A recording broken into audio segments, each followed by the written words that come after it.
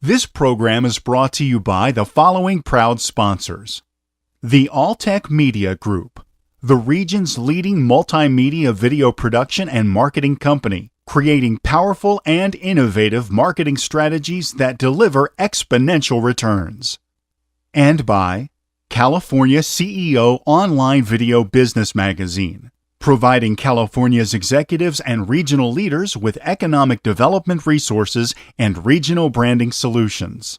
And by StudioCast Pros, taking your web branding strategies to a new level by creating world-class online programs proven to engage audiences and enhance profits.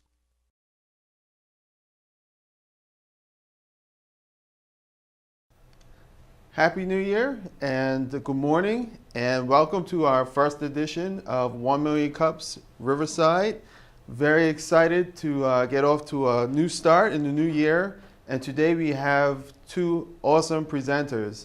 Our first presenter is Jay Goth, who's going to be talking about access to capital.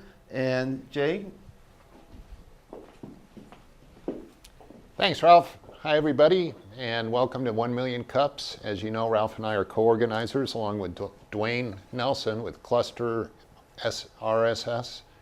And today I wanted to talk to you about something that's really important to most entrepreneurs, and that is getting money.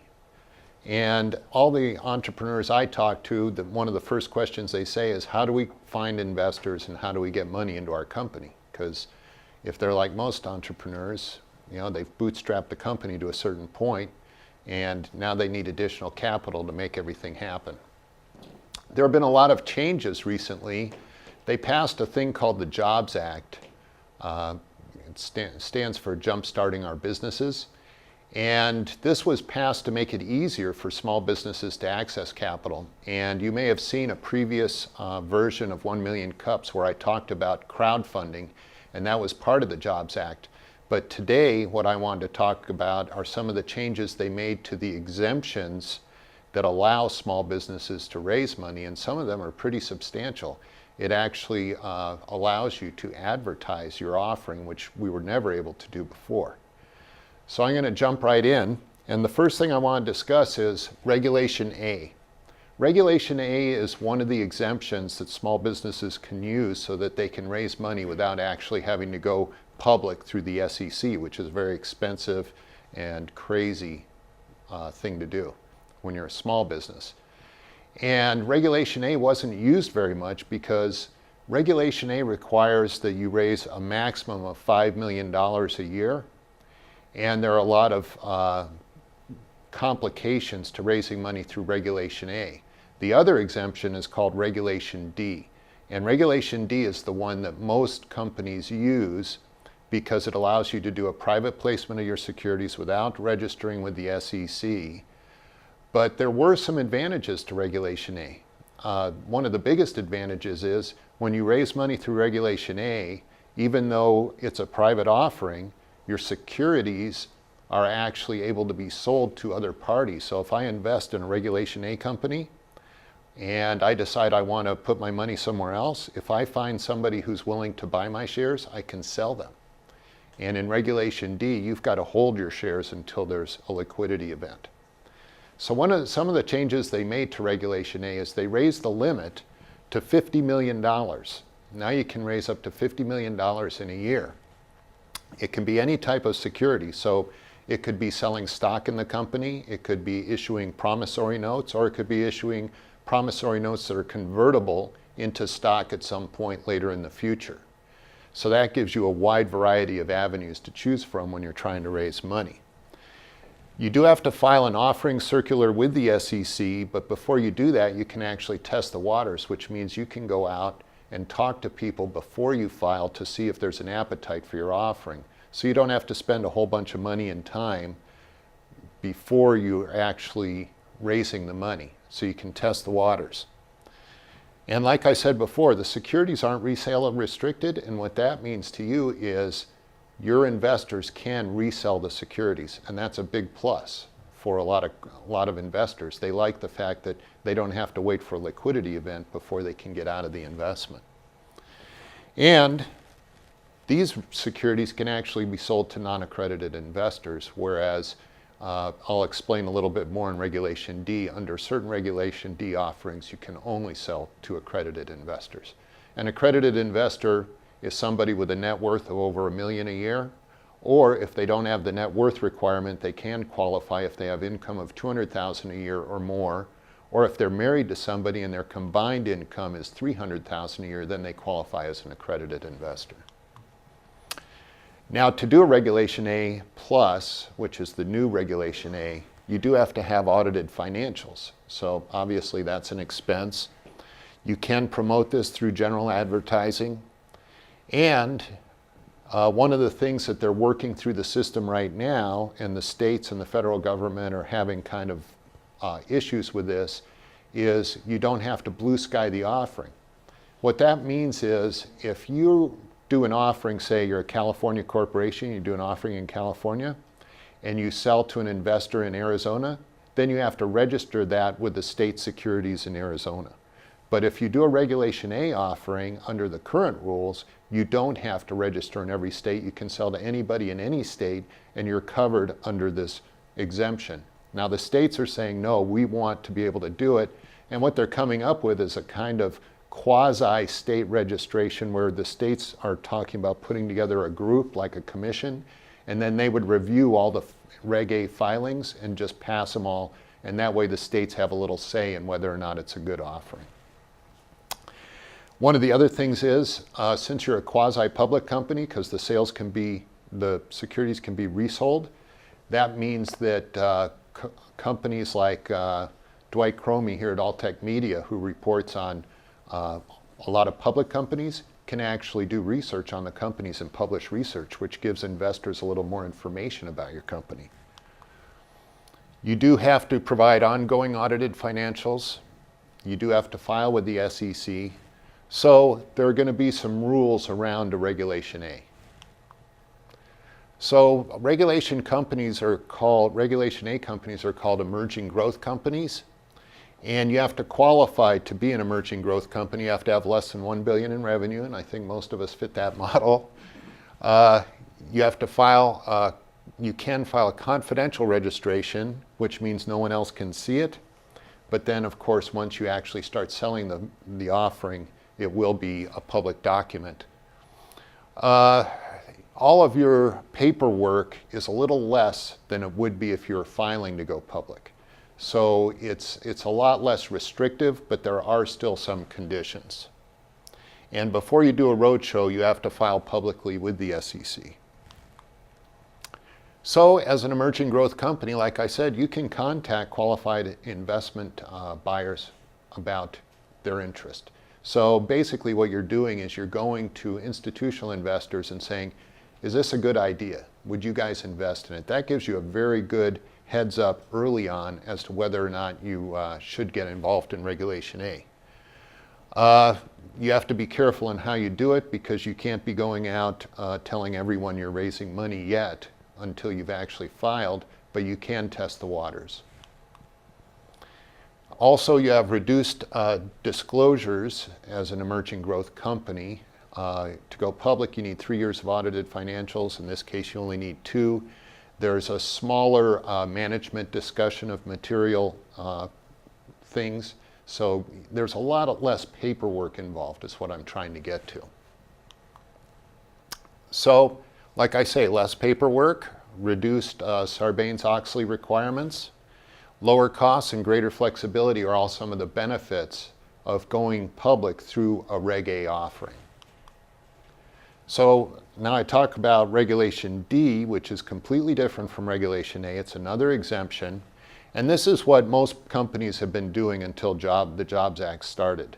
And basically what it is you create a public placement document, you file with your local state, and you go out and raise money. And what they did is they relaxed the rules on general solicitation, and they said, before you could only sell private stock to somebody you had a pre-existing relationship with, and you couldn't go out and just let people know you're raising money. So it was kind of a loose thing. That was the letter of the law. But before, you could go to like a Tech Coast Angel event or something like that, and you could do an investor presentation, and there could be people in the audience who weren't accredited investors.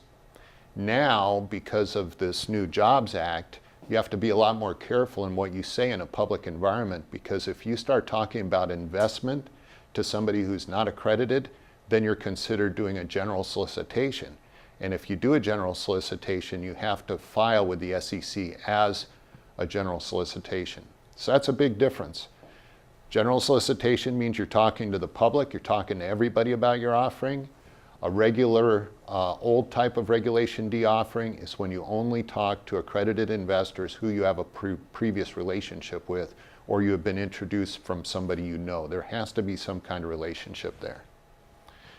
The other problem with the general solicitation is, even though you can tell everybody in the world, because you're doing a general solicitation, that you're raising money, you can only take money from accredited investors. Whereas with a regular Regulation D, you can take money from up to 35 non-accredited investors. I never recommend that anyone take money from non-accredited investors because they generally need their money. Accredited investors are allowed to invest in risky businesses for a reason. If they lose their money, it's not the end of the world. You don't want people cobbling together their life savings and putting it into a startup company. It's just not a good idea. A small amount maybe, but you don't want to have non-accredited investors generally, unless you're doing a crowdfunding campaign or something like that. So how do you tell if somebody's accredited? Now it's on the company to verify whether or not they're accredited investor. How do you do that? Well, the SEC has not established the actual rules yet, but what they're saying is you need to verify it by, if it's an income verification, you need a W-2. If it's a net worth verification, you need to see their bank records and all their assets. Now, who is going to want to give you all their information? Nobody. So what I see happening is you are allowed to get a letter from the accredited investor's accountant or lawyer that says, I've reviewed all their financial information, and in my opinion, they are an accredited investor. The problem is, if you do it that way, if the attorney has some risk, because if they lose their money on the deal, they could go to the attorney and say, hey, wait, I wasn't accredited, but you said I was. So there's still some things going on with that whole thing. You can advertise through all kinds of different things, social media, advertising, you can put up a billboard, but you can only take accredited investors. One of the things is, if you do a general solicitation, you have to file with the SEC 15 days before you do your general solicitation. Also, once you do a general solicitation, you can't go back and say, no, I changed my mind, I want to just do a regular one. So you're kind of stuck. Once you step over the line, there's no going back. And every time you change your offering, you have to file with the SEC. Now all of a sudden you've got a lot more paperwork involved. That's about it. I'd like to open it up for questions. Jay, is there any restrictions on the type of organization that you have, the company that you have? In other words, is it versus a corporation versus an LLC when it comes to registration A or D? That's a good question, and the fact of the matter is, he was asking, does it matter if you're a corporation or an LLC? You can be either one of those, but you have to have a structured business entity. So you can raise money in an LLC just like you can in a corporation. You can even raise money in a sub-S corporation, but then you have a whole other set of rules that you have to follow to meet the sub-S requirements. But it's kind of agnostic, although if you're selling stock, then that's a corporate event. In an LLC, you're selling memberships. So it's a different word. It's the same thing. They're getting equity, but it's a different type of equity. So there are different structures that are available. Any other questions? Got it. No. You had a follow-up? Okay, yeah, I got a follow-up. As far as the accredited investors, currently, I mean, how do you because right now accredited investors are not required to register with the SEC. Is that correct? Or? That's right. The way it happens under the current rules and under the old style Regulation D, the traditional Regulation D, is you have an investor suitability questionnaire that you give to the investor, and they basically just say, yes, I'm a sophisticated investor, yes, I understand I can lose all my money, and yes, I have a net worth over $1 million or an income. And that's it. You don't have to verify it, you just take their word for it. So, you know, people can say whatever they want to say, it's on them. You know, they're the ones making that statement. So more of the onus of the accredited investor status is on the investor and less on the company. Whereas under these rules with general solicitation, you have to verify, and if the SEC decides you didn't do a good job on verification, they could rescind your entire offering. You'd have to repay everyone, and of course you've already spent the money, so how are you going to do that? It could cause you to go into bankruptcy. But if the say the venture capitalist or investor is not registered with the SEC, how do you? They don't need to be registered. Right, but I mean, how do you verify that they're even worthy? Well, like I said, if you have to verify under general solicitation, then you have to either get a copy of their W-2s and keep it in your files, you know, in their investor file, or you have to get a copy of all their bank statements that show that they have the net asset requirement, or you need a letter from an attorney. They don't have to register, nobody has to register with the SEC as an investor, but you have to have the verification documents on file, you know, going forward. And if they don't provide that to you, then you can't take their money. Then you shouldn't You can't. do business with them. You can't. You know, if you're under that regulation and you have to verify and you can't verify, you don't take their money. Does Redtail Capital invest in pre-revenue startup company? Thanks for asking. Redtail Capital is one of my companies. Right now, I'm an executive director of InSoCalCONNECT, which is a nonprofit that helps entrepreneurs go. Before this, I was an investment banker, and Redtail Capital was my company. I'm no longer an investment banker. This is back when I was actually doing investment banking, and I had a big legal disclaimer underneath this slide that said, all securities offered under FINRA, blah, blah, blah, blah, blah. But now I don't have to do that because I'm not registered with FINRA anymore. And I'm basically an entrepreneur like you. I've started my own company. I've done a presentation of 1 million cups. And Redtail Capital we never invested in pre-revenue startups. We were an investment banker, and we worked with middle market companies, generally anyone with 10 million or more in revenue. But there are angel organizations locally that invest in pre-revenue startups, and that's what most entrepreneurs really need to target, are these angel investors. So I have a question about Regulation A. If the shares can be sold at any time that I want to maybe get out of that investment, are there some type of are there any exchanges that are popping up or anything like that? Like, where can I go to? Is that even something? That's a great question, and that is on a lot of companies' radar screens, Ralph. They haven't finalized all these rules, and that's one of the problems. They passed these laws in 2013, and 2014 has come and gone, and they're saying that crowdfunding rules won't even be set in stone until probably 2016. And so when this actually gets finalized, yes, there will be exchanges. And there are already some very large broker-dealers that I know that have already started working on setting up exchanges so that there will be a secondary market for these Regulation A shares. So it will be like being a quasi-public company. And can you talk a little bit about the marketing for Reg A? You talked about test the waters, but obviously there's some gray area there with general solicitation. So can you just... Well, actually, once you have filed with the SEC, you can do general solicitation. Okay. So you can advertise. But before you file with the SEC, you are allowed to test the waters, which means you can only send it out to a limited number of people. Is there a And to number ask or- them, no number. Okay. You know, they generally need to be institutional. You can't send it out to a bunch of friends and say, hey, would you invest in my company? Now, that's the way most of us raise money early, right? We get our friends and family to invest. And the SEC understands that, and I've never seen a problem with early stage companies getting friends and family money in. But you need to talk to a securities attorney, of which I am not one, to make sure that all of your offerings are properly documented and any filings that you need to make with the state are done.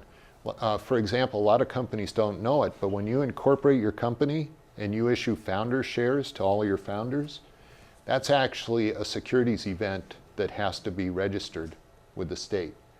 So if you start a corporation in California and you issue founder shares to your members, to your founders, you're shareholders of that company, and you have to file what's called a Form 25102 with the state, telling them that these shares were issued and how much everyone paid for them. Okay. And a lot of people don't know that. They just issue shares willy-nilly.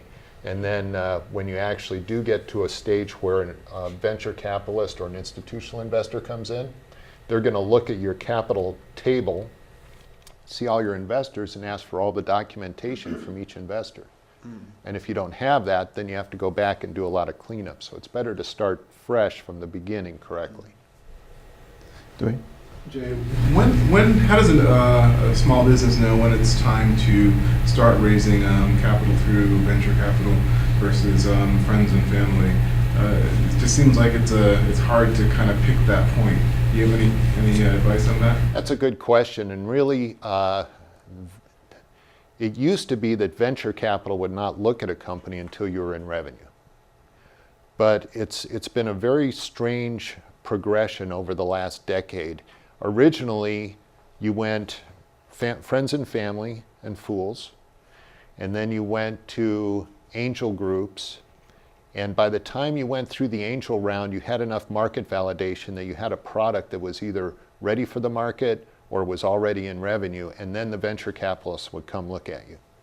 And then it started swinging, the pendulum started swinging to a point where the angel groups wanted to see revenue in the company before they'd invest. And so all of a sudden, they thought that they were the venture capitalists. So the venture capitalists were starting to think that they were private equity, which is the next rung up the ladder. So everything started swinging a very weird direction and made it very hard for us to raise money. Now we're seeing the pendulum swing the other way. In fact, in 2014, there was more money raised for funds that are looking at seed funding than most of the other areas. Now, when you look at the volume of capital, most of it went into companies like a venture capitalist had invested $5 million in a company, and then the company grew. Now they put a 30 or 40 million in, so the volume was higher, but the number of seed funds was much higher last year than ever before. So we are seeing the pendulum switch back. So to get to your question, if you find an early stage venture capital fund, they could take the place of an angel group.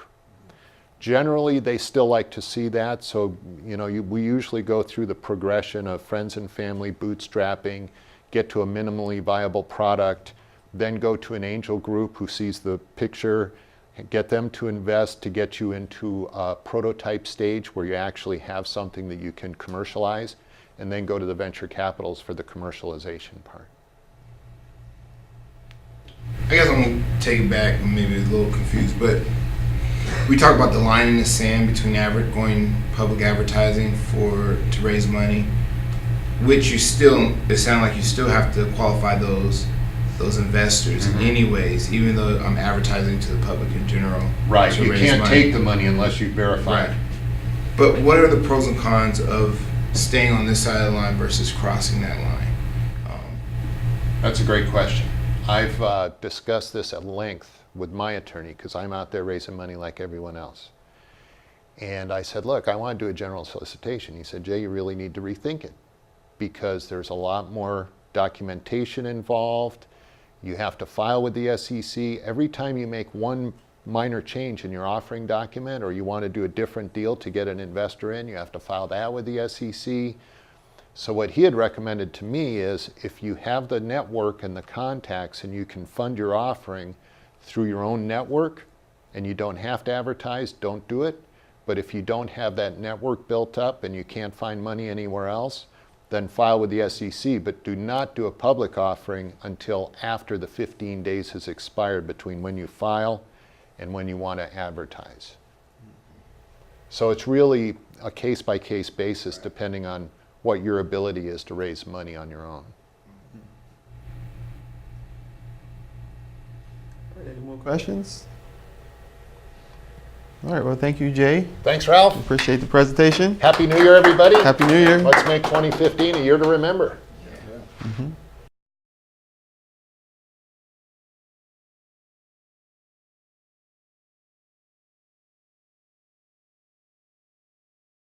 This program was brought to you by the following proud sponsors: the Alltech Media Group, the region's leading multimedia video production and marketing company, creating powerful and innovative marketing strategies that deliver exponential returns.